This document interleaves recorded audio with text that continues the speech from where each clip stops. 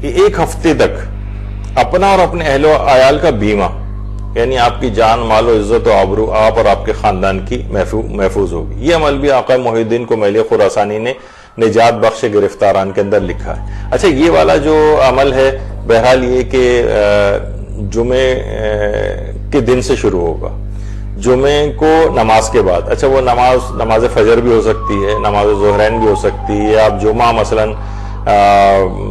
پڑھنے گئے ہوں تو جمعے کی نماز کے بعد بھی اس عمل کو کیا جا سکتا ہے۔ عمل کیا ہے؟ عمل یہ ہے کہ سورہ فاتحہ اور سورہ اخلاص پڑھی جائے ایک مرتبہ، اور سورہ معوذتین یعنی قل اعوذ برب الفلق اور قل اعوذ برب الناس، یہ 7 مرتبہ پڑھی جائے، یعنی ایک دفعہ الحمد، ایک دفعہ سورہ اخلاص، اور 7 مرتبہ قل اعوذ برب الفلق اور قل اعوذ برب الناس پڑھی جائے۔ تو اگر اس نے ایسا کیا تو روایت میں یہ جملہ آیا ہے کہ ایسا کیا تو خدا اس کے دین اور دنیا کو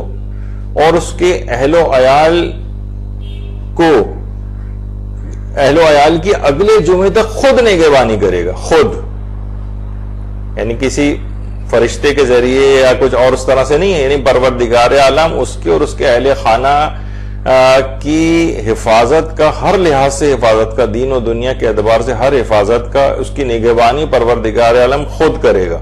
اور مکمل ایک ہفتے تک اس کا بیمہ ہو جائے گا۔ تو کتنی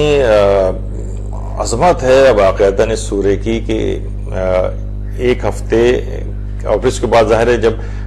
یہ نہیں کہا کہ بس ایک دفعہ پڑھ لیا تو ساری زندگی کا، تاکہ آپ بار بار اس سورے کو پڑھ کر، ان سوروں کو پڑھ کر ان کے فضائل اور ان کی جو چیزیں برکات ہے وہ بار بار آپ حاصل کریں، تو ایک ہفتے تک کے لیے آپ کا اس لحاظ سے بیمہ ہو جاتا ہے۔